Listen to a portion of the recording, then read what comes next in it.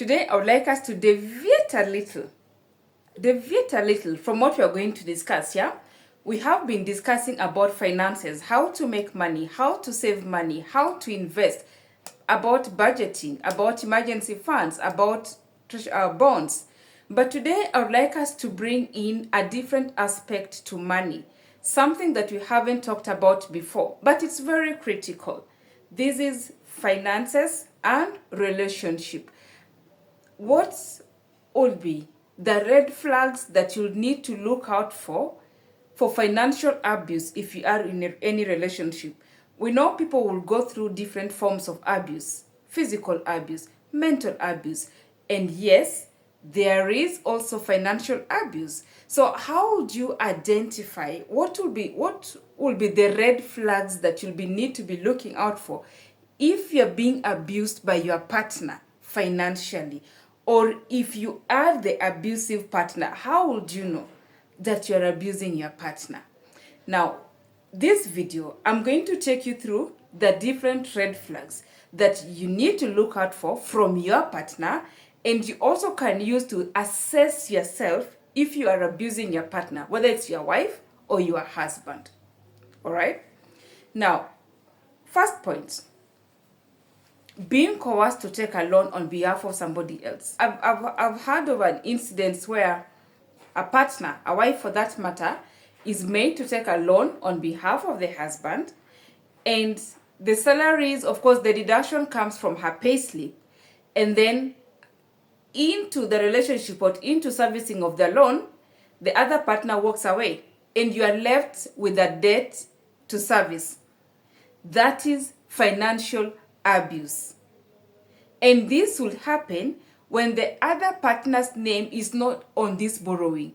And then it's even worse that the purpose of this loan that you are made to take is not for the mutual benefit of the family. Your partner asks you to take a loan on behalf of the family, so he poses or so she poses, and then this loan that you have taken, that I, Berlin, have taken, is used to satisfy the financial needs of my husband or of my partner, not for the mutual benefit of the family, not for my benefit and not for our children's benefit. That is financial abuse. The most ideal scenario is that if any of the partners was to take a loan, it should be for the mutual benefit of the family, if not for your self-benefit. If I'm to take a loan, I believe it should benefit me individually.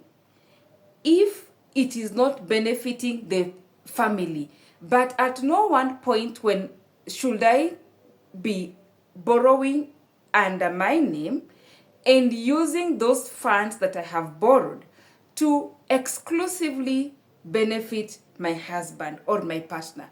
That will be financial abuse. All right? Another red flag that you need to look out for is when you have your family resources together in one pool, but your partner denies you access to these resources.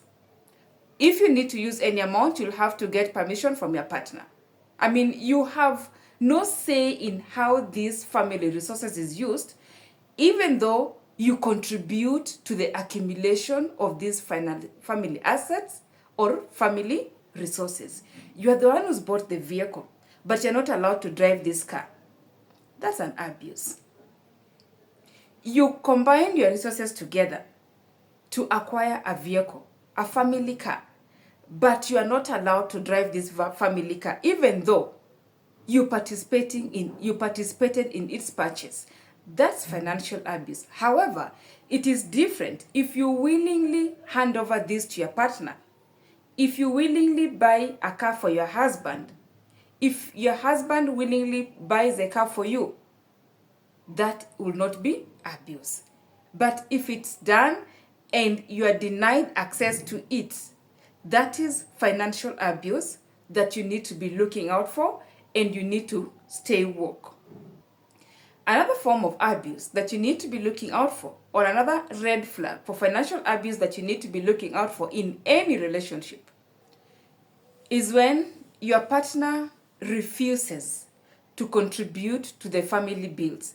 I've seen stories, of course, on Facebook, where a mother comes and says that the partner does not pay rent. She's the one who's paying the rent. She's the one who's paying school fees. She's the one who's buying food. She's the one who's taking care of all the bills. Not unless at the beginning of your relationship, that is how you had mutually agreed to run that household. That will be financial abuse. Another form of financial abuse is when your partner decides to put all the assets in his name or in her name, of course without your consent, or whether your consent has been coerced or not. When you acquire family assets as a family, but one partner decides to put all of it in his name or in her name, that is a form of financial abuse. Family assets needs to be owned by the family. You are dating, you are not even married, for instance, for crying out loud, and yet you buy property and the lady wants you to have this property in her name. You buy a family house and the lady wants you to have it in her name, or your husband or your boyfriend wants you to have it in his name. That is a form of financial abuse that you need to be on the lookout for. Another form of financial abuse is being forbidden to be in gainful employment, or being forbidden to start up a business so that you can be a housewife looking after the children against your will. Being forbidden from pursuing further education. Why? Because your partner does not want you to grow, want you to develop. That is a form of financial abuse that you need to be looking out for. Your wife should not forbid you from being employed. With the same breath, your husband, whether he is providing everything, should not forbid you from being employed or from running a business. It should be out of your own volition. And if you as an individual decides to be a stay-at-home mom, you need to be woke. You need to be woke. Yes, we all look forward to being with our partners until forever, of course, until death do us part. But what happens after death has done one of you part? And God forbid that the one whose death, the one who goes first, happens to be the breadwinner. What next for the children? What next for the family? Even if businesses have been left behind, you have not been participating in the running of this business. So you have no idea of how to continue. So being forbidden from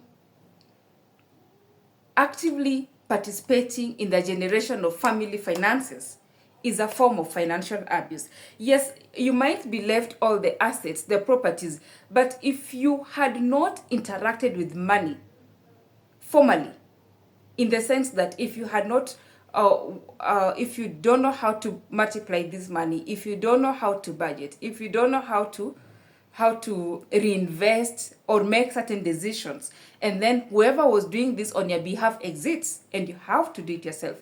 Even worse, if you go through a divorce or a separation, how will you manage with the children? Even without the children, how will you manage? So that is another form of financial abuse that you need to be looking out for. Another form of financial abuse that you need to be aware of, or that you need to be looking out for, is secretly keeping significant assets from your partner. Or when your partner secretly acquires assets behind your back, yet you have your family resources together. That's a form of financial abuse. Why the secrecy? Why the secrecy? And don't tell me about fearing for your life, because then why would you be living with someone whom you don't trust? Why would you be living with someone whom you always have to keep checking your back for? That's a form of financial abuse. Acquiring assets secretly from your partner. What happens if, God forbid, you die? Those are the assets that are taken back to the Unclaimed Assets Authority, being handed back to the government. Why? Because you are abusing your partner and using the family resources to secretly acquire assets. That's a form of financial abuse. Another form of financial abuse is making big financial decisions without your partner, or when your partner makes big financial decisions without you. That's a form of financial abuse. You wake up in the morning and your partner rather, has withdrawn whatever funds you're saving and used it to acquire an asset which is benefiting him, or which is benefiting her individually, or even if it was just to benefit the family. Yeah, but you have not been involved in that decision making. And it is a material decision making. A property is being bought. An insurance cover is being purchased. That's a form of financial abuse. You are being restricted from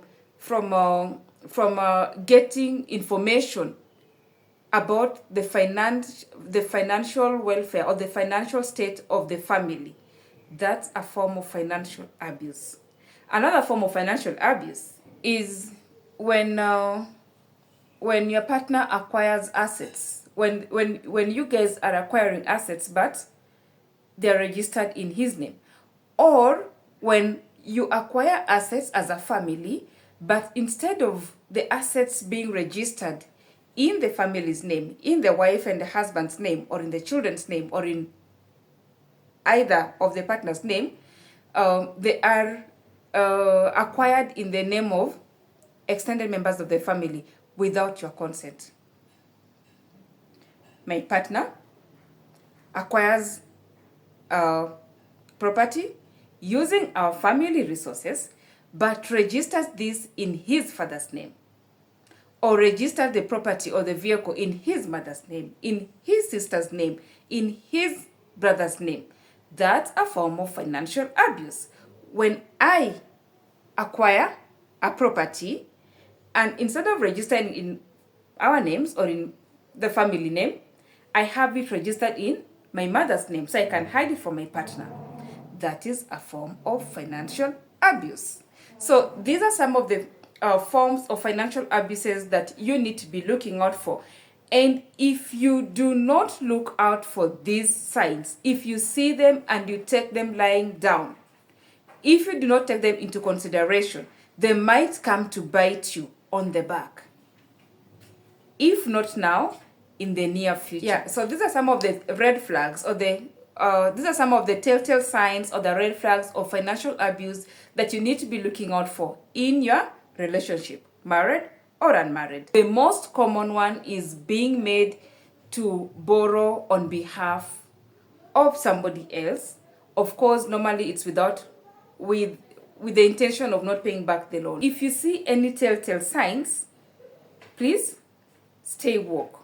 Stay woke. Like I told you before, there are different forms of abuse. There's physical abuse, there's sexual abuse, there's emotional abuse. There is also financial abuse. Please subscribe to the channel. See you on the next video.